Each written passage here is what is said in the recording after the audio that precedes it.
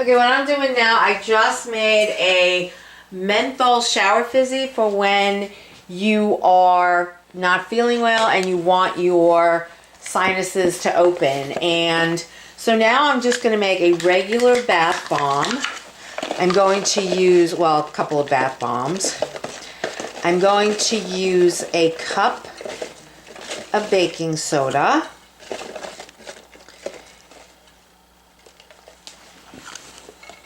And I'm going to, because this is going to be a bath bomb, you want to strain it.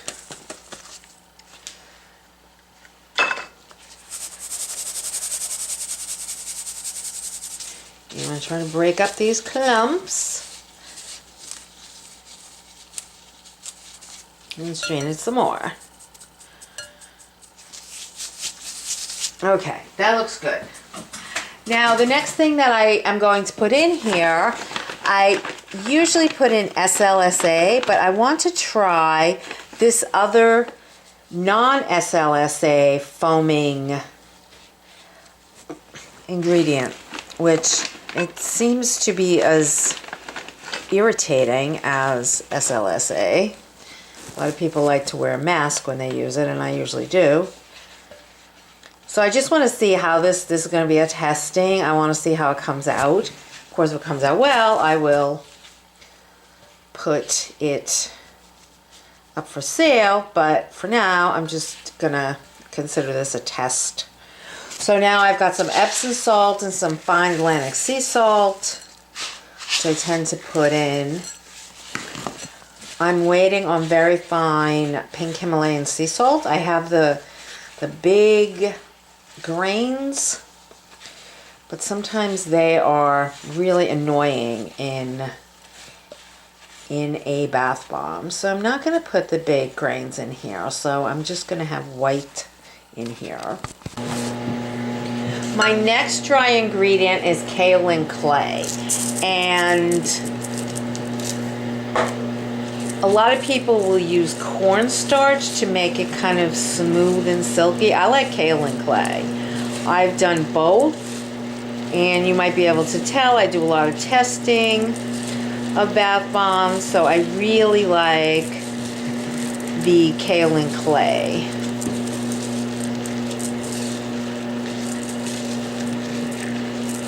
And I put about a quarter cup of kaolin clay in here. My first wet ingredient that I'm going to put in is a combination of shea butter and coconut oil, because they will make the bath bombs rock hard when they re-solidify. So I'm going to put in 1 tablespoon. I don't normally measure when I'm making it myself, but when I'm doing a video, I try to remember to measure to some degree, although you know, you always need more or less. So I put in about 3 tablespoons of shea butter and cocoa butter. Mix that around. And you know, I went through the trouble of sifting all this. So when you start adding your liquid, sometimes you have to re-sift because little lumps will form. And that's not quite enough, so I'm going to put 2 more tablespoons in. And that will be enough because I still have to put in my infused oils. All of my products have infused oils. And this is going to have a lovely mix of calendula and chamomile, which are 2 of the most soothing herbs that there are. And I'm actually going to allow them, because I opened up the oils and I was like, oh, they smell so good. I'm going to actually leave the scent natural, because the scent comes through from the infused oils. So what I'm going to do now is I'm going to get a teaspoon of my calendula oil. And this is our homemade solar infused. Oh, it smells so good. I love when my oils smell so great. And now I'm going to use the chamomile. It says infused 318, bottled 510. That was only a week ago. And I was so excited. This chamomile came out so nice. I'm going to put, I love the smell of chamomile, and it's so soothing.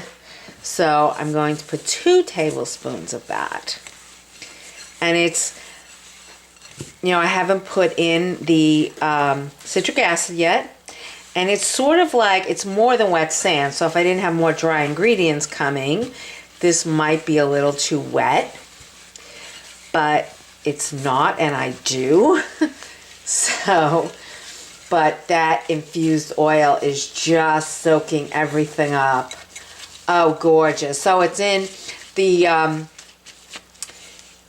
the herbs are in sunflower, olive oil, and apricot oil, which are just all such nice oils.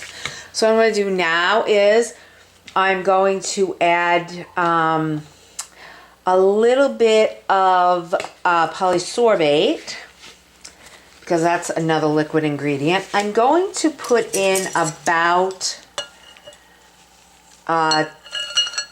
is this a teaspoon? Let's see. Yep. I'm going to put in a teaspoon of polysorbate. There's probably a little bit more, but that's fine. I'm going to put in polysorbate. And then I'm going to put in some mica. Now, because this is calendula and chamomile, I want to put in kind of light colors, so I'm going to put in a little bit of gold, because calendula is marigold. And I'm going to put in a little bit of orange, and I think the orange and gold mica will be really, really nice in this. I think it will look really, really nice. Now, if you get to this point and you think, like I'm starting to think, this might be a little bit too wet before I put my citric acid in, it might all, you know, start. You can do that. Right now I'm looking at the color, and I want the colors to be right. So I'm going to add a little bit more orange and a little bit more gold.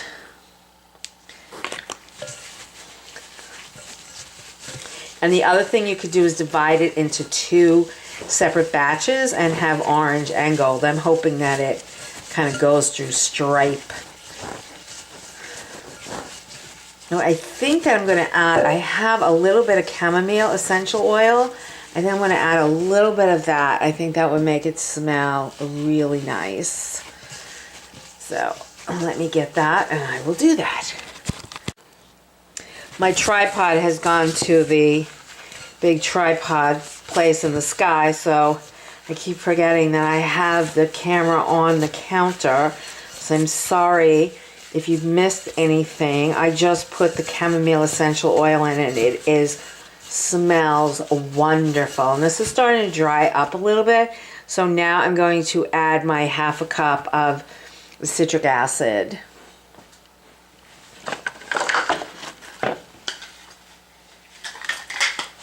Cup of citric acid.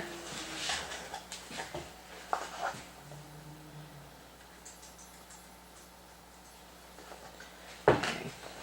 I'm going to add it slowly because this is a bit wet and I don't want the whole thing reacting.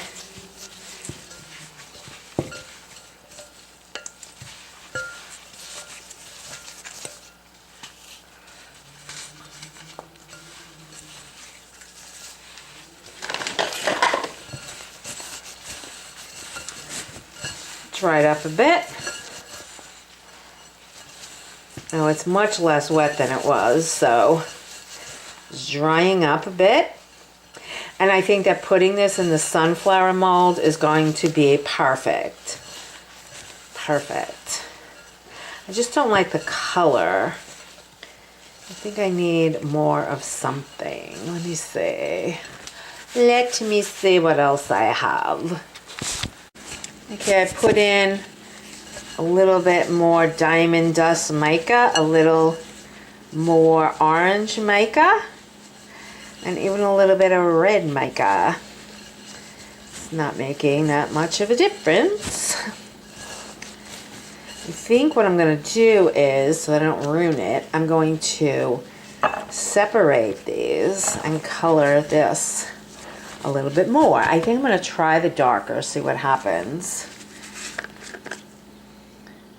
The darker red, because the orange is not sticking all that well. And I want some color.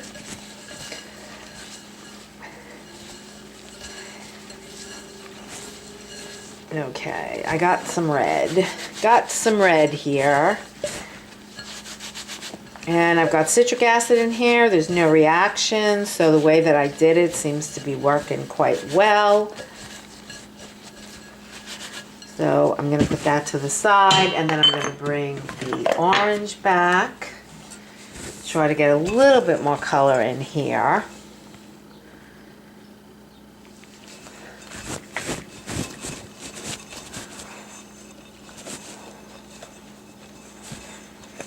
Oh, that is good. Okay. It's a little more orangey than it was. So this is what I'm going to do. I am going to work with this one. This needs to be a little wetter. Well, maybe it doesn't. Maybe just a tad. Let me just do a tad. You see how well you can see. I guess you can see. Okay, so what I'm going to do is I have these sunflower molds, and I'm going to put the red in the middle of each one.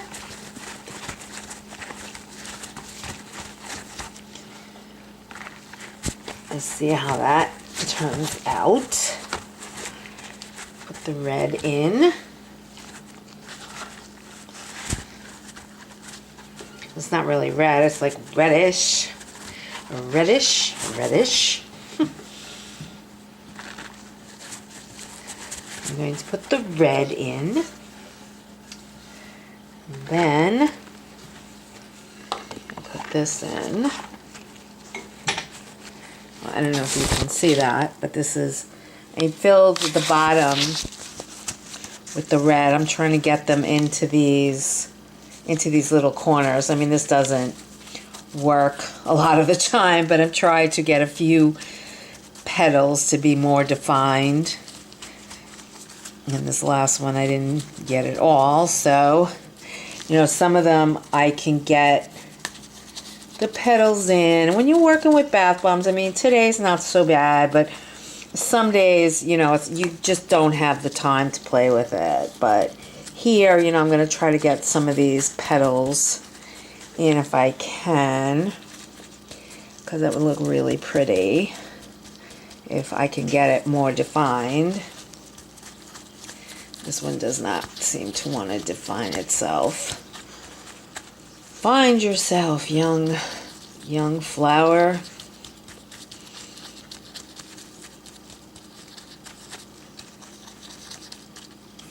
Find yourself. Okay, I have a couple of fairly well-defined ones. We'll see what happens. It's good to try to stick your fingernail to where the petals are. So, anyway. I do not want my fingernails come through my glove. I think that would be unsanitary, and I would be upset with that. But, okay, so now I'm going to put the orange in. Now let me see how it is. Oh, it's pretty good. Pretty good. So I want to put them, oh, I don't think I'm going to have enough for all of them. Oh. All right. So I want to put it in the ones that are the most defined. press it down. Press it down. And then this one, I'm going to put the yellow in the middle. What's left of the orange, yellow, whatever it is. I'm going to put that in the middle, and then I'm going to put the rest of the red in here. This could be my test balm. This could be my test balm.